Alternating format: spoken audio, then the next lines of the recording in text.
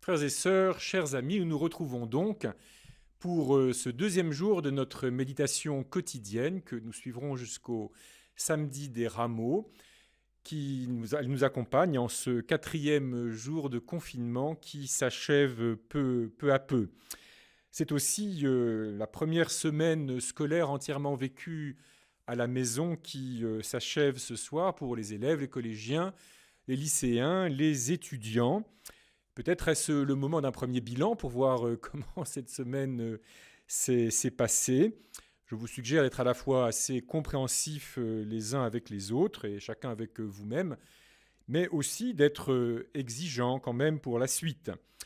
Peut-être êtes-vous très satisfait du travail accompli, êtes-vous très fier du sérieux de vos enfants, peut-être les jeunes sont-ils très contents de ce qu'ils ont pu faire et fiers d'avoir travaillé comme il le convenait.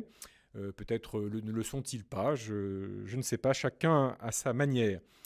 Comment mettre en œuvre ou mettre en place la semaine prochaine pour mieux vivre ce temps scolaire, par-delà le samedi et le dimanche qui vont venir, et comment mieux vivre aussi ce temps de confinement qui va se renouveler la semaine prochaine et déjà ce week-end.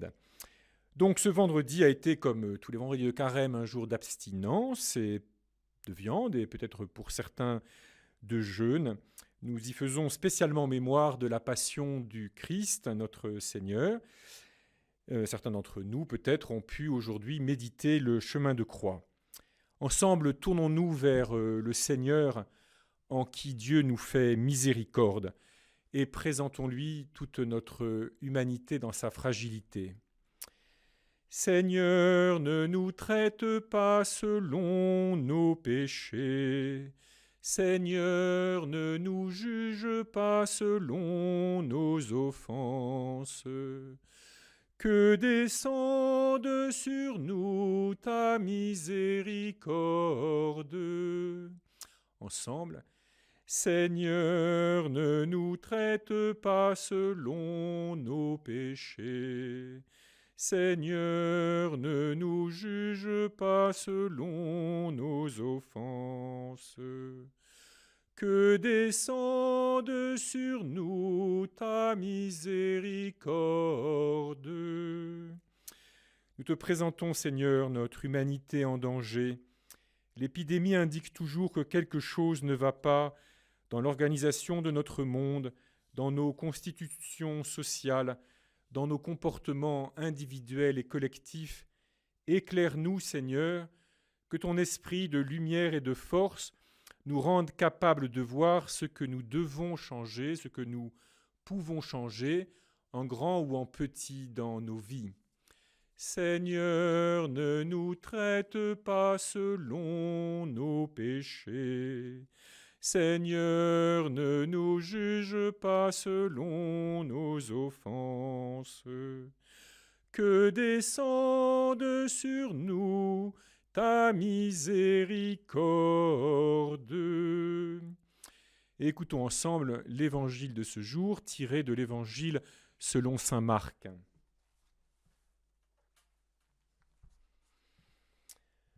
Un scribe s'avança vers Jésus pour lui demander « Quel est le premier de tous les commandements ?» Jésus lui fit cette réponse « Voici le premier. Écoute, Israël. Le Seigneur notre Dieu est l'unique Seigneur. Tu aimeras le Seigneur ton Dieu de tout ton cœur, de toute ton âme, de tout ton esprit et de toute ta force. Et voici le second, tu aimeras le prochain comme toi-même. Il n'y a pas de commandement plus grand que cela. » Le scribe reprit « Fort bien, maître, tu as dit vrai. Dieu est l'unique et il n'y en a pas d'autre que lui. L'aimer de tout son cœur, de toute son intelligence, de toute sa force, et aimer son prochain comme soi-même vaut mieux que toute offrande d'holocauste et de sacrifice. » Jésus, voyant qu'il avait fait une remarque judicieuse, lui dit « Tu n'es pas loin du royaume de Dieu » et personne n'osait plus l'interroger.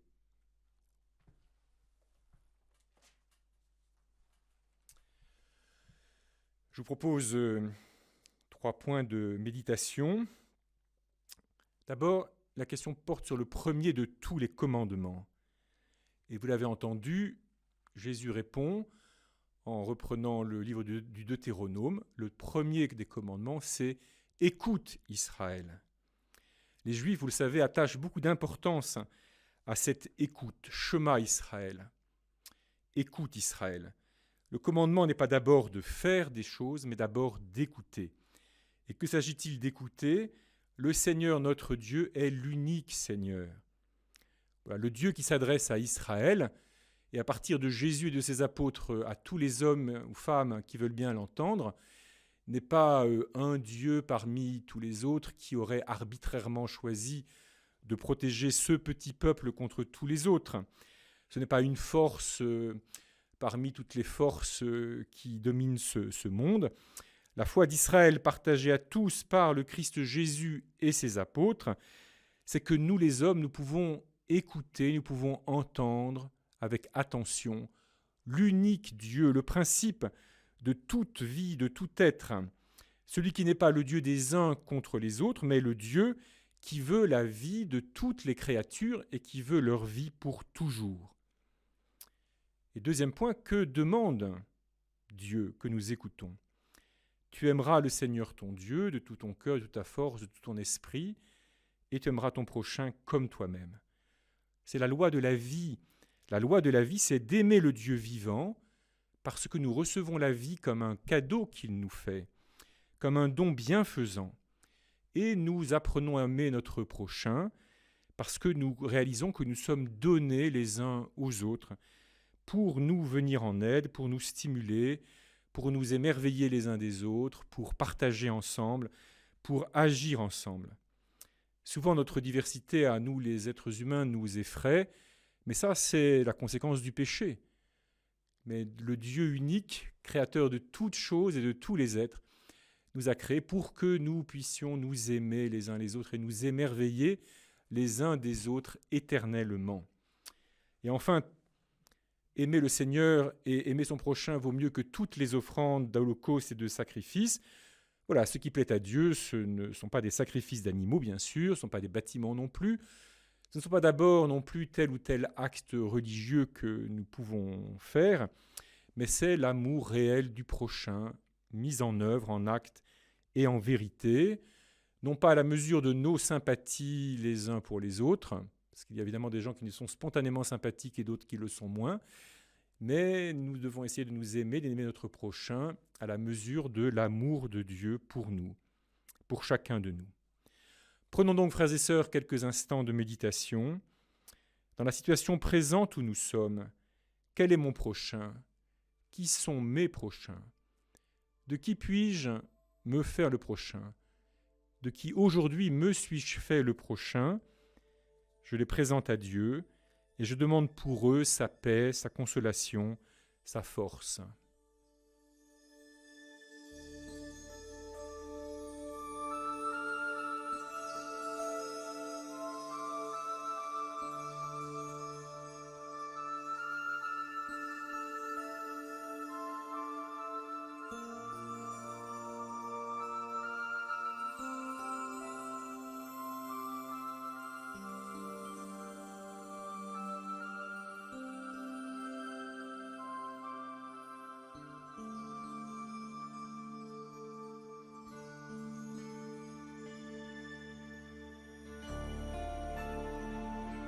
Ceux que je te présente aujourd'hui.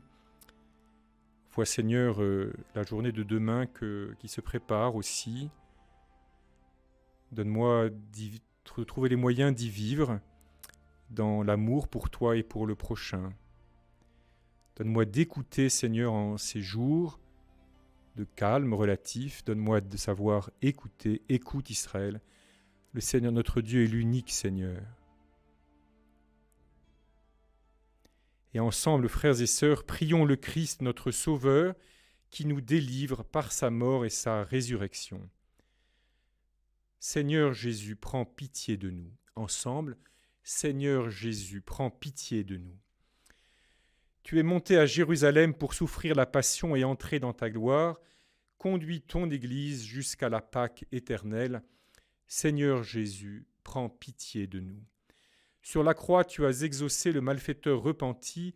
Ouvre ton paradis aux pécheurs que nous sommes. Seigneur Jésus, prends pitié de nous. Ton cœur a été percé par la lance. Ouvre ton paradis aux pécheurs que nous sommes. Seigneur Jésus, prends pitié de nous. Tu as changé la croix en arbre de vie.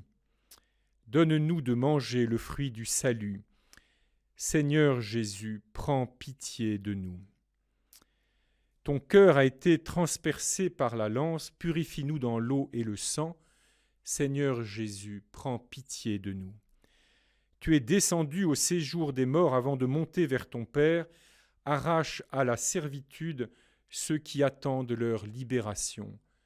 Seigneur Jésus, prends pitié de nous. Le grand psaume du vendredi, c'est le psaume 50, le Miserere. C'est le psaume de David qui prend conscience de son péché dans l'adultère commis avec Bethsabée et le meurtre du mari de Bethsabée, Uri le Hittite. Nous prions ce psaume avec et pour ceux et celles qui meurent aujourd'hui. Certains d'entre eux aimeraient peut-être ou auraient aimé pouvoir exprimer un pardon à tel ou tel de leur entourage. Ils en sont empêchés par le confinement. Alors nous les portons ensemble tous et nous les serrons en quelque sorte dans notre prière. Si vous avez une Bible ou si vous avez accès au psaume, le psaume 50 donc. Pitié pour moi, mon Dieu, dans ton amour. Selon ta grande miséricorde, efface mon péché. Lave-moi tout entier de ma faute. Purifie-moi de mon offense. Oui, je connais mon péché, ma faute est toujours devant moi. Contre toi et toi seul j'ai péché, ce qui est mal à tes yeux, je l'ai fait. Ainsi tu peux parler et montrer ta justice, être juge et montrer ta victoire. Moi, je suis né dans la faute, j'étais pécheur dès le sein de ma mère. Mais tu veux au fond de moi la vérité, dans le secret tu m'apprends la sagesse. Purifie-moi avec l'hysope et je serai pur, lave-moi et je serai blanc plus que la neige. Fais que j'entende les chants et la fête, ils danseront les eaux que tu broyais. Détourne ta face de mes fautes, enlève tous mes péchés. Crée en moi un cœur pur, ô mon Dieu. Renouvelle et raffermis au fond de moi mon esprit. Ne me chasse pas loin de ta face, ne me reprends pas ton Esprit Saint. Rends-moi la joie d'être sauvé, que l'Esprit généreux me soutienne. Aux pécheurs j'enseignerai tes chemins, vers toi reviendront les égarés. Libère-moi du sang versé, Dieu mon Dieu sauveur, et ma langue acclamera ta justice. Seigneur, ouvre mes lèvres, et ma bouche annoncera ta louange. Si j'offre un sacrifice, tu n'en veux pas, tu n'acceptes pas d'holocauste. Le sacrifice qui plaît à Dieu, c'est un esprit brisé. Tu ne repousses pas, ô mon Dieu, un cœur brisé et broyé. Accorde à Sion le bonheur, relève les murs de Jérusalem. Alors tu accepteras de justes sacrifices, oblations et holocaustes. Alors on offrira des taureaux sur ton autel. Et tous ensemble, frères et sœurs, en portant nos défunts, en portant tous les leurs, tous ceux qui sont dans la douleur de ne pouvoir vivre vraiment pleinement les obsèques comme d'habitude, nous avons l'audace de dire « Notre Père, qui es aux cieux, que ton nom soit sanctifié, que ton règne vienne, que ta volonté soit faite sur la terre comme au ciel. Donne-nous aujourd'hui notre pain de ce jour. Pardonne-nous nos offenses, comme nous pardonnons aussi à ceux qui nous ont offensés. Et ne nous laisse pas entrer en tentation, mais délivre-nous du mal. Répands ta grâce en nos cœurs, Dieu de bonté. Que nous sachions réfréner nos désirs terrestres pour mieux entendre ta parole par Jésus-Christ ton Fils, notre Seigneur et notre Dieu, qui règne avec toi et le Saint-Esprit, maintenant et pour les siècles des siècles. Amen. Et ensemble, nous disons notre prière diocésaine en ce temps d'épidémie. Dieu très bon, ce carême 2020 est marqué dans le monde entier par l'épidémie du Covid-19. Au long de ces semaines, nous voulons suivre de plus près le Christ Jésus. Il est venu ouvrir un chemin de vie aux pécheurs et donner une espérance aux malades. Ouvre notre cœur à chacun à une attention délicate aux autres. Que l'Esprit Saint nous inspire comment tirer profit de cette situation pour sortir de nos égoïsmes et accepter de nous comporter de manière responsable pour le monde entier. Fortifie, soutiens, protège celles et ceux qui se donnent au service des personnes malades dans les hôpitaux ou en ville ou à la campagne. Soutiens aussi les chercheurs, permets-leur de trouver sans tarder les voies de la guérison. Envoie ton esprit consolateur à ceux et celles qui sont dans le deuil, qu'il accompagne les malades de sa force, accorde la plénitude de la vie à ceux qui meurent. Dieu très bon, nous te confions les catéchumènes qui se préparent à être baptisés dès que possible, qu'ils deviennent avec nous d'authentiques témoins de ton amour plus fort que la mort. Et tous ensemble, tournons-nous vers la Vierge Marie, confions-lui toutes nos intentions et en particulier, encore une fois, celles de tous les défunts de ce jour. Je vous salue Marie, pleine de grâce. Le Seigneur est avec vous. Vous êtes bénie entre toutes les femmes, et Jésus, le fruit de vos entrailles, est béni. Sainte Marie, Mère de Dieu, priez pour nous pauvres pécheurs, maintenant et à l'heure de notre mort. Amen. Sainte Vierge Marie, nous vous confions tout spécialement toutes les familles rassemblées, confinées avec ce que ce temps peut avoir d'heureux et ce qu'il peut avoir aussi peut-être pour certaines de plus difficile. Notre-Dame de Neuvisi, Notre-Dame du Bon Conseil, Notre-Dame du Bel Amour, priez pour nous. Saint Joseph, patron de la bonne mort, priez pour tous les défunts. Le Seigneur soit avec vous et avec votre esprit, que Dieu Tout-Puissant vous bénisse, le Père, le Fils et le Saint-Esprit. Amen. Allez dans la paix du Christ et bon printemps, puisque malgré tout, c'est le printemps et c'est déjà donc aussi la mi-carême et donc la promesse que, par la grâce de Dieu, la vie des hommes l'emporte sur les forces de la mort et les forces de l'amour de Dieu, l'amour du prochain, l'emportent sur le péché. Bon samedi à tous.